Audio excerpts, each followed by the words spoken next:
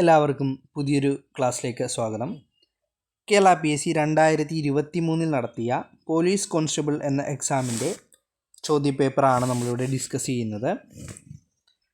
അപ്പോൾ ആദ്യത്തെ ചോദ്യം നോക്കാം.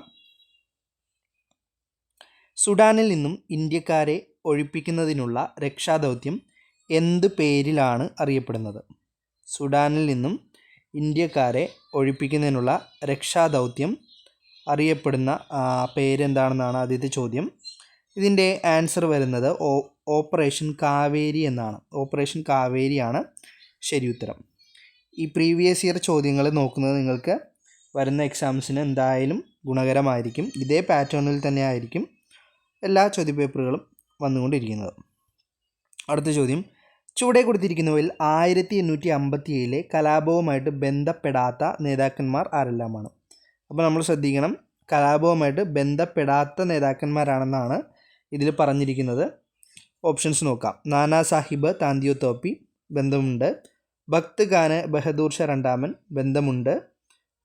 അടുത്തത് കൻവർ സിംഗ് ഗോനു, ഇതും ബന്ധമുണ്ട്. അപ്പോൾ ഇതിൽ ബന്ധം ഇല്ലാത്തത് ആരാണെന്നാണ് നമ്മളോട് ചോദിച്ചിരിക്കുന്നത്. ആൻസർ സിദ്ധുവും കാനുവുമാണ്. 1857 കലാപവുമായിട്ട് ബന്ധപ്പെടാത്തത് സിദ്ധുവും കാനുവുമാണ്.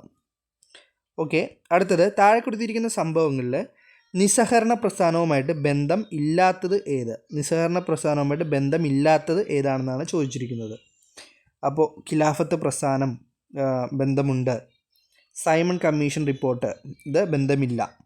സിഡ്നി റൗളട്ട് കമ്മിറ്റി റിപ്പോർട്ട് ബന്ധമുണ്ട്. ജാലിയൻ വാലാബാഗ് കൂട്ടക്കൊല ബന്ധമുണ്ട്. അപ്പോൾ നിസ്സഹകരണ പ്രസ്ഥാനവുമായിട്ട് ബന്ധം ഇല്ലാത്തത് താഴെ പറയുന്നതിൽ സൈമൺ കമ്മീഷൻ റിപ്പോർട്ടാണ്.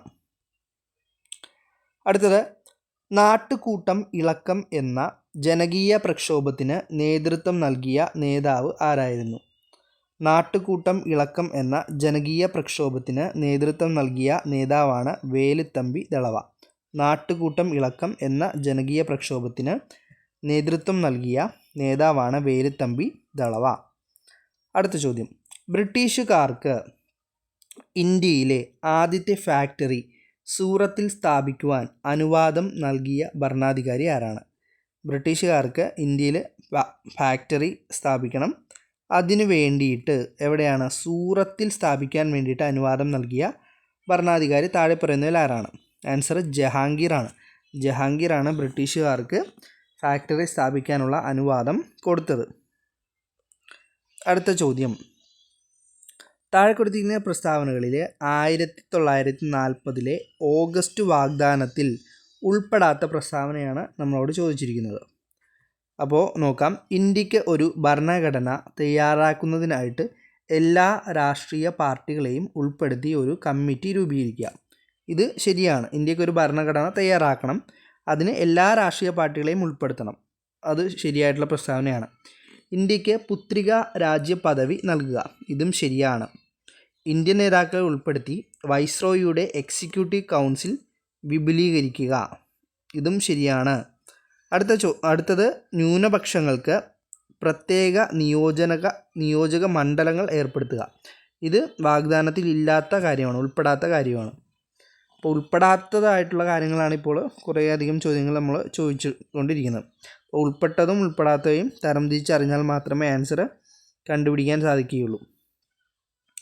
അടുത്തത്, ഒരു മാപ്പിൽ RF എന്ന് പറയുന്നത് 1:100,000 എന്ന് രേഖപ്പെടുത്തി ഇരിക്കുന്നുവെങ്കിൽ അതിൽ ഭൂമിയിലെ അകലം എത്രയായിരിക്കും? 1:100,000 എന്ന് രേഖപ്പെടുത്തിയിട്ടുണ്ടെങ്കിൽ ഭൂമിയിലെ അകലം എന്ന് പറയുന്നത് 1 സെൻറ്റിമീറ്റർ. മാപ്പിലെ 1 സെൻറ്റിമീറ്റർ എന്ന് പറയുന്നത് ഭൂമിയിൽ 1 കിലോമീറ്ററിന് തുല്യമായിരിക്കും എന്നാണ് ഇതിൻ്റെ അർത്ഥം. അടുത്തത്, പവിഴപ്പിറ്റുകൾ കാണപ്പെടുന്നത് ഏത് അക്ഷാംശത്തിലെ ഇളം ചൂടുള്ള സമുദ്ര ജലത്തിലാണ്? പവിഴപ്പുറ്റുകൾ കാണപ്പെടുന്നത് ഏത് അക്ഷാംശത്തിലെ ഇളം ചൂടുള്ള സമുദ്രത്തിലാണ് പവിഴപ്പുറ്റുകൾ കാണപ്പെടുന്നത്? ഇതിൻ്റെ ആൻസർ PSC ക്യാൻസൽ ചെയ്യുകയാണ് ഉണ്ടായിരുന്നത്. ശരി ഉത്തരം ഇതിൽ ഇല്ല. അടുത്തത് ചോദ്യം, ഏത് വാതകമാണ് മാഗ്മയിൽ കാണപ്പെടുന്നത്? ഏത് വാതകമാണ് മാഗ്മയിൽ കാണപ്പെടുന്നത്? Carbon dioxide, nitrogen, chlorine ഇവയെല്ലാമാണ് ശരിയുത്തരം. മാഗ്മയിൽ കാണപ്പെടുന്നത് ഇവ എല്ലാം. അടുത്ത ചോദ്യം നോക്കാം. ഇന്ത്യയിലെ ഒരു പ്രധാന ഹിൽ സ്റ്റേഷനായിട്ടുള്ള സോൻമാർഗ് സ്ഥിതി ചെയ്യുന്നത് എവിടെയാണ്? ഇന്ത്യയിലെ ഒരു പ്രധാന ഹിൽ സ്റ്റേഷനായിട്ടുള്ള സോൻമാർഗ് എവിടെയാണ് സ്ഥിതി ചെയ്യുന്നത്? ഇപ്പോൾ ഇതിൻ്റെ ആൻസർ വരുന്നത് ജമ്മു കാശ്മീരിലാണ്. ഇന്ത്യയിലെ പ്രധാന ഹിൽ സ്റ്റേഷനാണ് സോൻമാർഗ്. ഇതെവിടെയാണ് സ്ഥിതി ചെയ്യുന്നത്? ജമ്മു കാശ്മീരിലാണ് സ്ഥിതി ചെയ്യുന്നത്. അടുത്ത ചോദ്യം. ഉത്തര മഹാസമുദ്രത്തിൽ കാണപ്പെടുന്ന മണ്ണിനം ഏതാണ്? ഉത്തര മഹാസമുദ്രത്തിൽ എന്ത് മണ്ണാണ് കാണപ്പെടുന്നത്? എക്കൽ മണ്ണാണ് കാണപ്പെടുന്നത്. ഉത്തര മഹാസമുദ്രത്തിലെ എക്കൽ മണ്ണാണ് കാണപ്പെടുന്നത്. അടുത്ത ചോദ്യം. ഇന്ത്യയുടെ ഏറ്റവും വടക്കേ അറ്റത്തുള്ള സംസ്ഥാനം. വളരെ സിമ്പിളായിട്ടുള്ള ചോദ്യമാണ്, എന്നാൽ നമുക്ക് കൺഫ്യൂസിങ്ങുമാണ്. കാരണം നമ്മൾ പെട്ടെന്ന് ജമ്മു കാശ്മീർ ഓപ്ഷൻ ഉണ്ട്, ജമ്മു കാശ്മീർ കറുപ്പിക്കും. പക്ഷേ ജമ്മു കാശ്മീർ ഇപ്പോൾ ഒരു കേന്ദ്രഭരണ പ്രദേശമാണ്. അതുകൊണ്ട് ഏറ്റവും വടക്കേ അറ്റത്ത് സംസ്ഥാനം എന്ന് പറയുന്നത് ഹിമാചൽ പ്രദേശാണ്. യൂണിവേഴ്സൽ ഫൈബർ എന്നറിയപ്പെടുന്ന വിള ഏതാണ്? യൂണിവേഴ്സൽ ഫൈബർ എന്നറിയപ്പെടുന്ന വിളയാണ് പരുത്തി. യൂണിവേഴ്സൽ ഫൈബർ എന്നറിയപ്പെടുന്ന വിളയാണ് പരുത്തി. അടുത്തത്. ഇന്ത്യയുടെ ധാതു കലവറ എന്നറിയപ്പെടുന്ന സംസ്ഥാനം ഏതാണ്? ഇന്ത്യയുടെ ധാതു കലവറ എന്നറിയപ്പെടുന്ന സംസ്ഥാനമാണ് ജാർഖണ്ഡ്. ജാർഖണ്ഡാണ് ഇന്ത്യയുടെ ധാതു കലവറ എന്ന് അറിയപ്പെടുന്ന സംസ്ഥാനം. അടുത്തത്. ഹരിത വിപ്ലവത്തിൻ്റെ ഏഷ്യൻ ഭവനം എന്നറിയപ്പെടുന്ന രാജ്യം ഏതാണ്? ഹരിത വിപ്ലവത്തിൻ്റെ ഏഷ്യൻ ഭവനം എന്നറിയപ്പെടുന്ന രാജ്യമാണ് ഫിലിപ്പൈൻസ്. അടുത്ത ചോദ്യം. പുത്തൻ സാമ്പത്തിക നയത്തിൻ്റെ പ്രധാനപ്പെട്ട ലക്ഷ്യങ്ങൾ എന്തെല്ലാമാണ്? ഉദാരവൽക്കരണം, സ്വകാര്യവൽക്കരണം, ആഗോളവൽക്കരണം. ഇത് മൂന്നും വരുന്നുണ്ട്. അപ്പോൾ ആൻസർ എന്താണ്? ഇവയെല്ലാമാണ് ശരിയുത്തരമായിട്ട് വരുന്നത്. പുത്തൻ സാമ്പത്തിക നയത്തിൽ ഉദാരവൽക്കരണമുണ്ട്, സ്വകാര്യവൽക്കരണമുണ്ട്, അതുപോലെ തന്നെ എന്താണ്, ആഗോളവൽക്കരണവും ഉണ്ട്. അടുത്തത്. ഓപ്പറേഷൻ ഫ്ലഡ് എന്ന് പറയുന്നത് എന്തുമായിട്ടാണ് ബന്ധപ്പെട്ടിരിക്കുന്നത്? ഓപ്പറേഷൻ ഫ്ലഡ് എന്ന് പറയുന്നത് ക്ഷീരവികസനവുമായിട്ട് ബന്ധപ്പെട്ടിട്ടുള്ള പദ്ധതിയാണ്. അടുത്ത ചോദ്യം. 2023 G7 ഉച്ചകോടിയുടെ വേദി എവിടെയായിരുന്നു? 2023 G7 ഉച്ചകോടിയുടെ വേദി ഹിരോഷിമയിലായിരുന്നു. Next question. സംസ്ഥാനത്ത് സാമൂഹ്യനീതി വകുപ്പ് പ്രവർത്തനം ആരംഭിച്ചത് എന്നാണ്?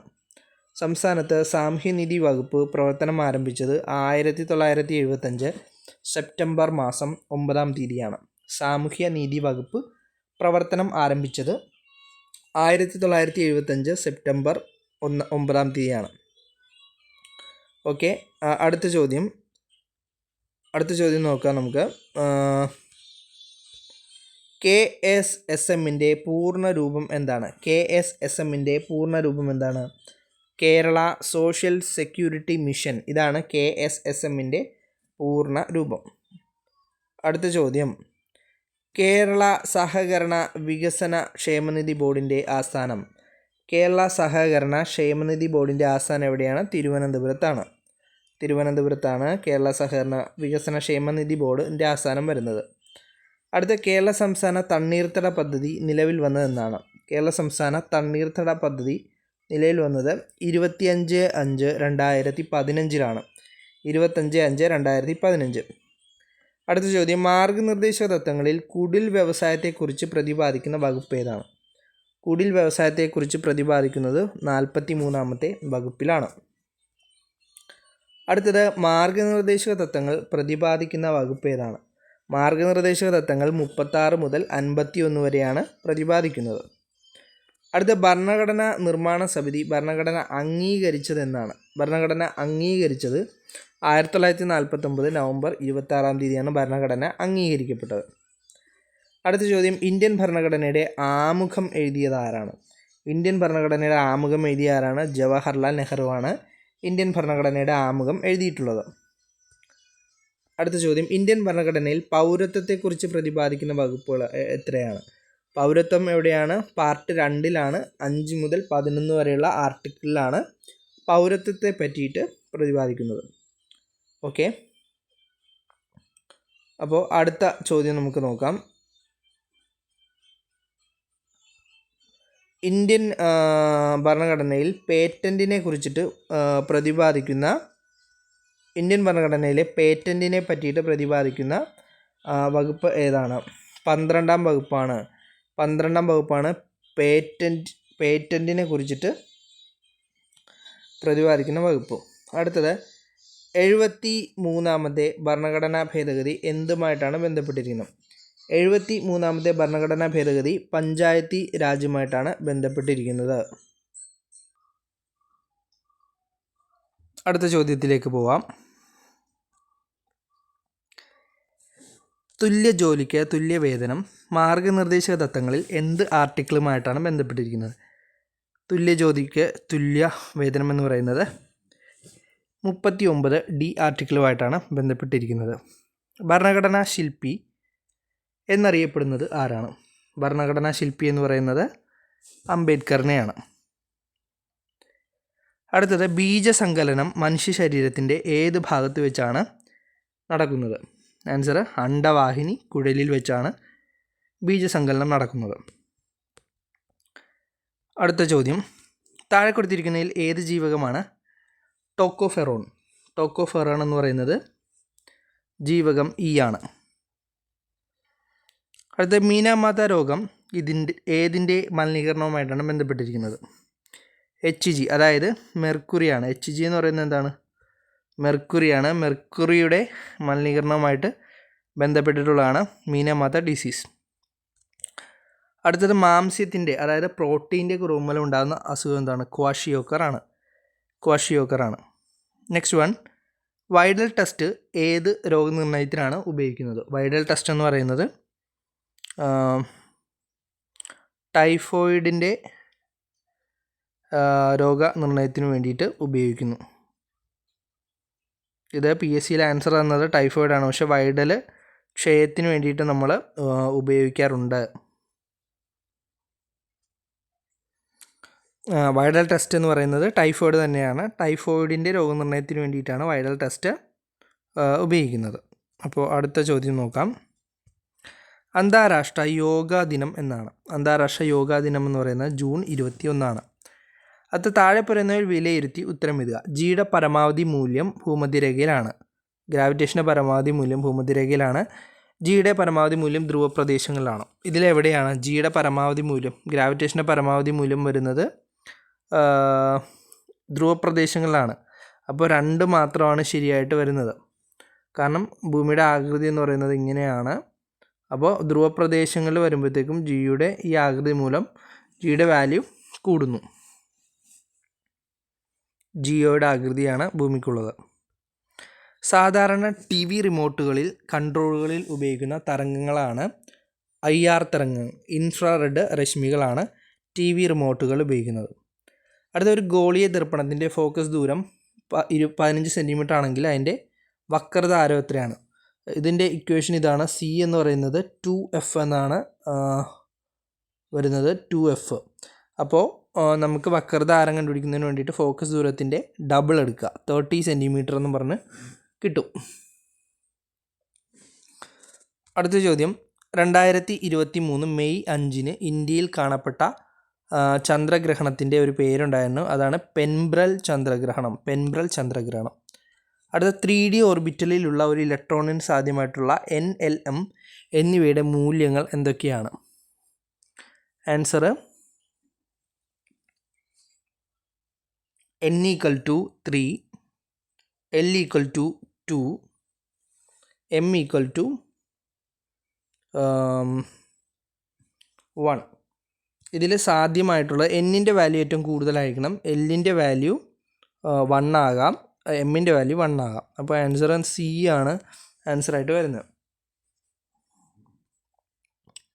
അടുത്തത് B, boron, aluminium, magnesium, calcium എന്നീ മൂലകങ്ങളെ പരിഗണിക്കുമ്പോൾ അവയുടെ ലോഹ സ്വഭാവത്തിൻ്റെ ശരിയായിട്ടുള്ള ക്രമം. ഏറ്റവും കൂടുതൽ ലോഹ സ്വഭാവമുള്ളത് ഇതിൽ പൊട്ടാസ്യമാണ്, അതിനുശേഷം മഗ്നീഷ്യമാണ്, പിന്നീട് അലൂമിനിയം ആണ്, ഏറ്റവും കുറവ് ബോറോണിനാണ്.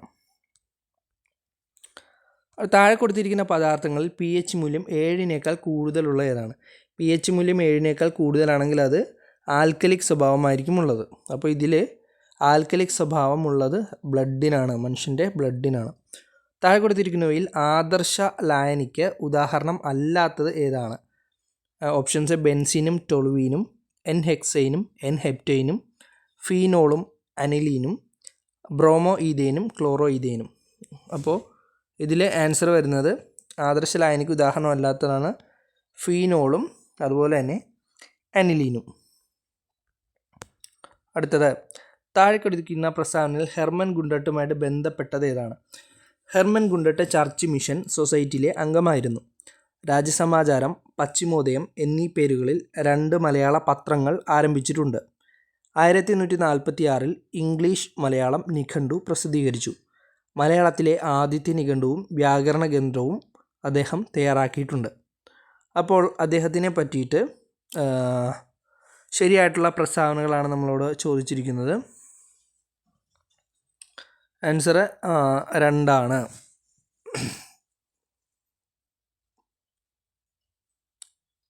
ആൻസർ 2. അതായത് രാജ്യസമാചാരം, പശ്ചിമോദയം എന്നീ പേരുകളിൽ അദ്ദേഹം 2 മലയാള പത്രങ്ങൾ ആരംഭിച്ചിട്ടുണ്ട് എന്നതാണ് ശരിയായിട്ട് വരുന്നത്. അടുത്ത ഒളിമ്പിക്സിൻ്റെ ചരിത്രത്തിൽ ആദ്യമായിട്ട് ജാവലിൻ ത്രോയിൽ ഇന്ത്യക്ക് വേണ്ടിയിട്ട് സ്വർണ്ണ മെഡൽ നേടിയത് ആരാണ്? നമുക്ക് പറയാം നീരജ് ചോപ്രയാണ് ശരി ഉത്തരം. അടുത്ത 2022 എഴുത്തച്ഛൻ പുരസ്കാരം ലഭിച്ചത് ആർക്കാണ്? എ സേതുമാധവനായിരുന്നു 2022 എഴുത്തച്ഛൻ പുരസ്കാരം ലഭിച്ചത്. നിങ്ങൾ ഏറ്റവും റീസെൻ്റ് ആയിട്ടുള്ള എഴുത്തച്ഛൻ പുരസ്കാരം പഠിച്ചു വയ്ക്കുക. താഴെ തന്നിരിക്കുന്നതിൽ ശ്രീനാരായണ ഗുരുവിൻ്റെ പ്രസിദ്ധീകരണം ഏതാണ്? എന്താണ് ആൻസർ? ആത്മോപദേശ ശതകം എന്നതാണ് ശ്രീനാരായണ ഗുരുവിൻ്റെ പ്രസിദ്ധീകരണം. അടുത്ത ചോദ്യം, മാമാങ്കത്തിൻ്റെ അന്ത്യത്തിന് കാരണമായിട്ടുള്ള ഘടകം എന്താണ്? മാമാങ്കം, ഹൈദരാലിയുടെ ആക്രമണം, സാമൂതിരിയുടെ മരണം, വള്ളുവക്കോനാതിരിയുടെ മരണം, ഭാരതപ്പുഴയിലെ വെള്ളപ്പൊക്കം. അപ്പോൾ മാമാങ്കത്തിൻ്റെ അന്ത്യത്തിന് കാരണമായിട്ടുള്ള ഘടകമാണ് നമ്മളോട് ഇവിടെ ചോദിച്ചിരിക്കുന്നത്. ആൻസർ എന്താണ്? ഹൈദരാലിയുടെ ആക്രമണമാണ് ഇവിടെ ശരിയുത്തരമായിട്ട് വരുന്നത്. ഹൈദരാലിയുടെ ആക്രമണം. ഓക്കെ, അടുത്തത് മാത്സിൽ നിന്നുള്ള ചോദ്യങ്ങളാണ്. നമ്മൾ ആൻസർ മാത്രമാണ് ഇവിടെ പറഞ്ഞു പോകുന്നത്. ഒരു സംഖ്യയുടെ 25% ആ സംഖ്യയുടെ 1/3 8 കുറവാണെങ്കിൽ സംഖ്യ എത്രയെന്നാണ് നമ്മളോട് ചോദിച്ചിരിക്കുന്നത്. ആൻസർ 96. അടുത്തത് താഴെ തന്നിരിക്കുന്നതിൽ പാറ്റേണിൽ നഷ്ടമായിട്ടുള്ള സംഖ്യകൾ ഏതാണ്? 0, 1, 1, 2, 2, 3, 5, 8, -21, 34, 89. ഇവിടെ ആൻസർ വരുന്നത് ഓപ്ഷൻ സി ആണ്, 13ഉം 55ഉമാണ്. അടുത്തത് -2⁴ ഇൻറ്റു 3/2⁴ വാല്യൂ എത്രയാണ്? ഇതാണ് നമ്മളോട് ചോദിച്ചിരിക്കുന്നത്. ആൻസർ എന്ന് പറയുന്നത് 3⁴ ആണ് ശരി ഉത്തരം. 3⁴.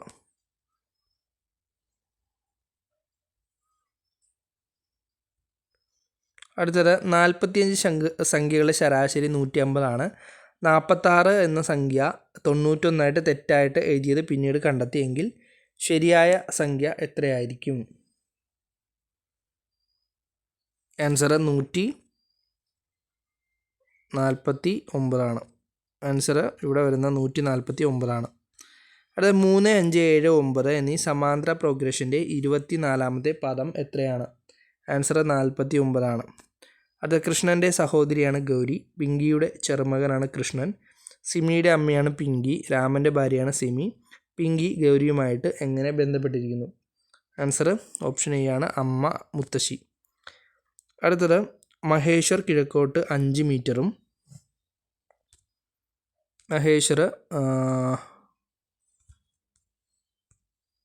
കിഴക്കോട്ട് 5 മീറ്ററും അവിടെ നിന്നും 4 മീറ്റർ പടിഞ്ഞോട്ടും നടന്നു.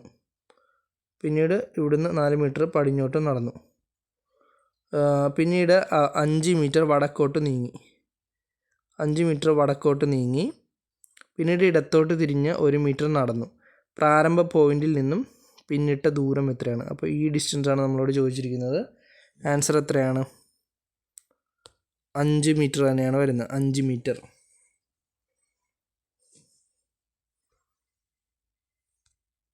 അടുത്തത് ഒരു കിഴിവ് സ്കീമിൽ അടയാളപ്പെടുത്തിയ വിലയായിട്ടുള്ള 4800 രൂപയ്ക്ക് 35% കിഴിവുണ്ട്. എന്നാൽ വിൽപ്പന അന്തിമമായിട്ട് 2184 രൂപയ്ക്കാണ് നടന്നത് എങ്കിൽ ഉപഭോക്താവിന് എത്ര രൂപയാണ് അധികമായിട്ട് കിഴിവ് ലഭിച്ചിട്ടുള്ളത്? ആൻസർ 30%. അടുത്ത ഗ്രൂപ്പിലെ മറ്റുള്ളവയിൽ നിന്നും വ്യത്യസ്തമായിട്ടുള്ള നമ്പർ ജോഡി തിരഞ്ഞെടുത്ത് എഴുതുക. ആൻസർ 120, 74. അടുത്തത് കോഡ് ഭാഷയിലെ ക്രൂഡ് എന്നത് 5423 എന്നും ബോസ്റ്റൺ എന്നത് ഇങ്ങനെയും എഴുതുകയാണെങ്കിൽ ഭാഷയിൽ ഡോക്കറ്റ് എന്ന് പറയുന്നത് എങ്ങനെയാണ് എഴുതുന്നത്? ആൻസർ 20, 511, 31, 54. അടുത്തത് ഇംഗ്ലീഷിൽ നിന്നുള്ള ചോദ്യങ്ങളാണ്.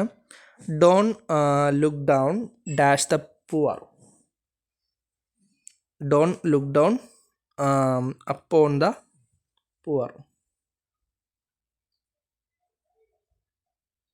Don't look down upon the poor. This is dash mountain in the area. Are you sure you can climb it?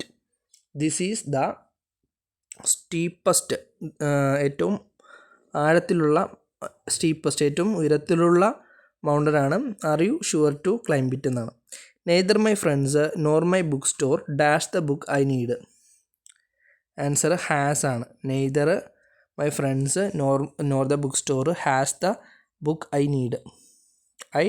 അടുത്തത് I tried to explain but he refused dash and went on. He refused to listen and went on grumbling. അടുത്ത ചോദ്യം. They showed her easiest way to do it. The passive form of the sentence is. ഇതിൻ്റെ passive form എന്ന് പറയുന്നത് she was shown the easiest way to do it. They showed her easiest way to do it എന്നതിൻ്റെ passive, ഇത് active voice ആണ്. എൻ്റെ passive എന്ന് പറയുമ്പം she was shown the easiest way to do it എന്നാണ്. അടുത്തത് dash of sailors. Dash of sailors എന്താണ്? Crew ആണ്. ക്രൂ ഓഫ് സെയിലേഴ്സ് എന്നാണ് പറയുന്നത്. Her iron will dash and commitment put her on the top. Answer unflinching ആണ്. Her iron will and unflinching commitment put her on the top എന്നാണ് വരുന്നത്. അടുത്തത് if you are under cloud it means that. If you are under cloud എന്ന് വെച്ച് കഴിഞ്ഞാൽ എന്താണ്? U are in trouble എന്നാണ് എൻ്റെ meaning. You are in trouble. അടുത്തത് the expansion of NCLT. Expansion of NCLT എന്ന് പറയുമ്പം നാഷണൽ കമ്പനി ലോ ട്രിബ്യൂണൽ എന്നാണ്. National company law tribunal. NCLT എന്ന് വെച്ചാൽ നാഷണൽ കമ്പനി ലോ ട്രിബ്യൂണൽ. അടുത്തത് pick out the correctly spelt word. DEARTH ആണോ, TRUECE ആണോ, CAMPAIN ആണോ, അതോ സ്കഫിൾ ആണോ? ആൻസർ DEARTH ആണ്. കറക്റ്റ്ലി സ്പെൽറ്റ് വേർഡ് ഇവിടെ DEARTH ആണ്. അടുത്ത മലയാളത്തിൽ നിന്നുള്ള ചോദ്യങ്ങളാണ്. അടിയിൽ വരച്ചിരിക്കുന്ന ശൈലിയുടെ ശരിയായ അർത്ഥം തിരഞ്ഞെടുക്കുക. അകത്തമ്മ ചമഞ്ഞു നടക്കുന്നവരുടെ അവസ്ഥ പലപ്പോഴും അബദ്ധം ആയിരിക്കും. അതായത് വലിയ മേന്മ നടിക്കുന്നവരുടെ അവസ്ഥ പലപ്പോഴും അബദ്ധം ആയിരിക്കും. അടുത്ത ചോദ്യം. അടിയിൽ വരച്ചിരിക്കുന്ന വാക്യങ്ങളുടെ ഒറ്റപ്പദം തിരഞ്ഞെടുത്ത് എഴുതുക. രാമൻ്റെ അടുത്ത് തിരിച്ചെത്തിയ ഹനുമാൻ വളരെയധികം സംസാരിക്കുന്നവനായിട്ട് കാണപ്പെട്ടു. വളരെയധികം സംസാരിക്കുന്നവൻ എന്ന് പറഞ്ഞു കഴിഞ്ഞാൽ എന്താണ്? അതിവാചാലൻ എന്നാണ്. വളരെയധികം സംസാരിക്കുന്നവനാണ് അതിവാചാലൻ. അടുത്ത ബ്രാക്കറ്റിൽ നിന്നും ശരിയായിട്ടുള്ള വാക്ക് തിരഞ്ഞെടുത്ത് എഴുതുക. ശരിയായിട്ടുള്ള വാക്ക് തിരഞ്ഞെടുത്ത് എഴുതുക. ഇവിടെ ശരിയായിട്ടുള്ളത് അന്തസ് എന്ന് ഇങ്ങനെയാണ് എഴുതേണ്ടത്, അന്തസ്. അടുത്ത അടിയിൽ വരച്ചിരിക്കുന്ന പദത്തിൻ്റെ വിപരീത പദം എഴുതുക. അനശ്വരതയെക്കുറിച്ചുള്ള ചിന്തകളാണ് മനുഷ്യനെ ആത്മീയതയിലേക്ക് നയിക്കുന്നത്. ആൻസർ നശ്വരം. അനശ്വരതയെക്കുറിച്ചുള്ള ചിന്തകളാണ് മനുഷ്യനെ ആത്മീയതയിലേക്ക് നയിക്കുന്നത്. അതായത് വിപരീത പദമാണ്. അനശ്വരത്തിൻ്റെ ഓപ്പോസിറ്റാണ് നശ്വരം എന്ന് പറയുന്നത്. അടുത്തത് നദിയുടെ പര്യായം അല്ലാത്ത പദം ഏതാണ്? നദിയുടെ പര്യായം അല്ലാത്തതാണ് പയോദം. ഇതിൽ ദ്വീപവതിയും ധുനിയും സ്രോതസ്സും ഒക്കെ നദിയുടെ പര്യായ പദങ്ങളാണ്. നദിയുടെ പര്യായമല്ലാത്തതാണ് പയോദം. അടുത്തത് വാഗ്മയം എന്നത് ചേർത്ത് എഴുതുക. വാക് പ്ലസ് മയം എന്ന് പറയുന്നതാണ് വാഗ്മയമാണ്. അടുത്തത് പലവുരു എന്നത് പിരിച്ചെഴുതുക. പലവുരു എന്ന് പിരിച്ചെഴുതി കഴിഞ്ഞാൽ പല പ്ലസ് ഉരുവാണ്. പലവുരു എന്ന് പറയുന്നത് പിരിച്ചെഴുതി കഴിഞ്ഞാൽ പല പ്ലസ് ഉരുവാണ്. അടുത്തത് സംസ്കൃതത്തിൽ ഉള്ളതും മലയാളത്തിൽ ഇല്ലാത്തതും ആയിട്ടുള്ള വചനരൂപം ഏതാണ്? ഏകവചനം, ബഹുവചനം, പൂജക ബഹുവചനം, ദ്വിവചനം. മലയാളത്തിൽ എന്തില്ല? ദ്വിവചനം ഇല്ല. മലയാളത്തിൽ ദ്വിവചനം ഇല്ല. അടുത്തത്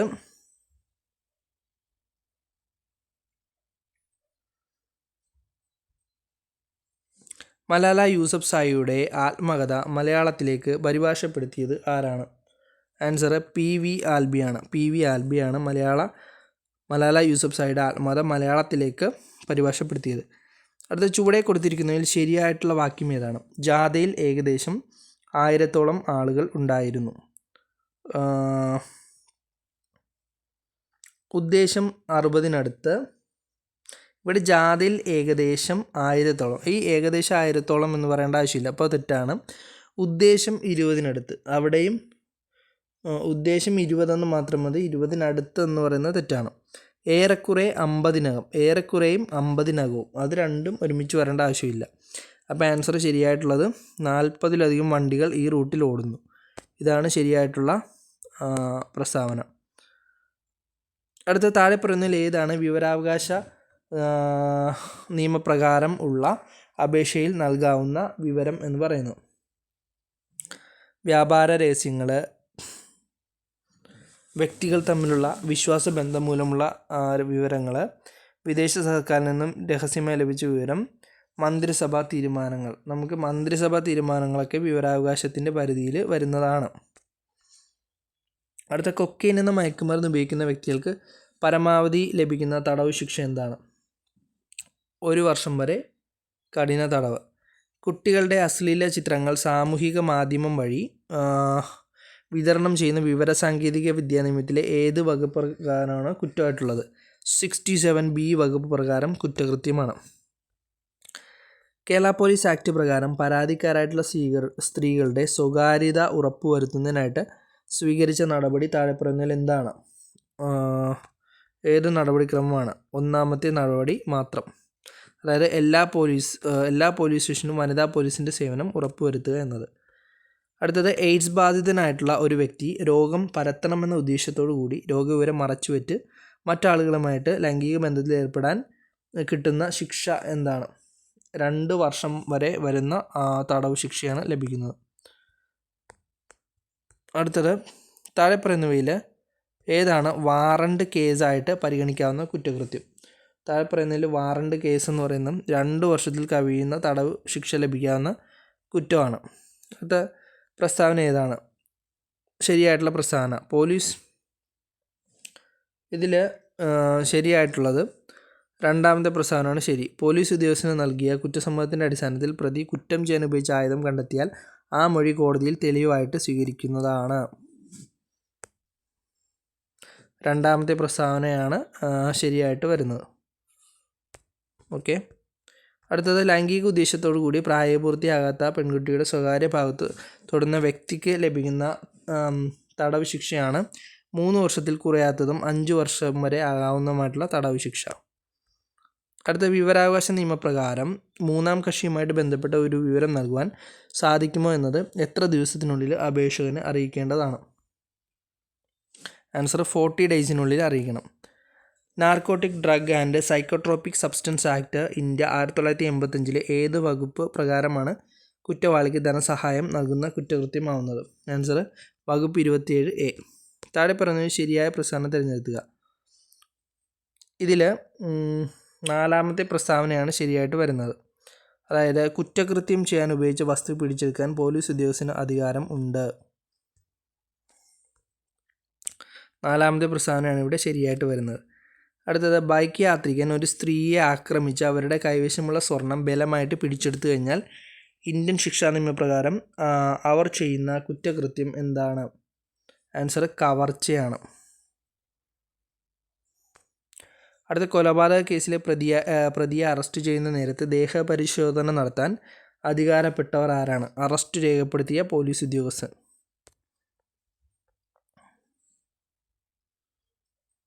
അടുത്ത ചോദ്യം, പൊതുജനങ്ങൾക്ക് അസഹ്യത ഉളവാക്കുന്ന രീതിയിൽ പൊതുസ്ഥലത്ത് വെച്ച് മൃഗങ്ങളെ കശാപ്പ് ചെയ്തു കഴിഞ്ഞാൽ ലഭിക്കുന്ന ശിക്ഷയാണ് 1 വർഷം വരെ തടവ്.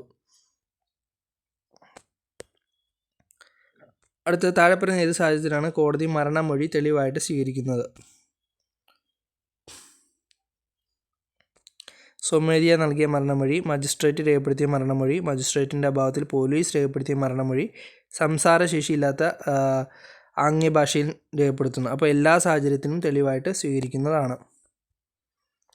അടുത്ത സാങ്കേതിക വിദ്യാ നിയമപ്രകാരം ഒരു വ്യക്തി മറ്റൊരാളുടെ ഇലക്ട്രോണിക് സിഗ്നേച്ചർ അവരെ വഞ്ചിക്കണമെന്ന ഉദ്ദേശത്തോടുകൂടി ഉപയോഗിച്ചു കഴിഞ്ഞാൽ 3 വർഷം വരെ തടവും 1 ലക്ഷം രൂപ പിഴയും ലഭിക്കും. താഴെ പറയുന്നതിൽ നിന്നും ശരിയായ പ്രസ്താവന തിരഞ്ഞെടുത്ത് എഴുതുക. ഇതിൽ രണ്ടാമത്തെ പ്രസ്താവന മാത്രമാണ് ശരി. സ്വമേധയാ ലഹരിക്കടിമയായിട്ടുള്ള വ്യക്തി മറ്റൊരാളെ ആക്രമിച്ചു കഴിഞ്ഞാൽ അത് കുറ്റകൃത്യമായിട്ട് കണക്കാക്കുന്നതാണ്.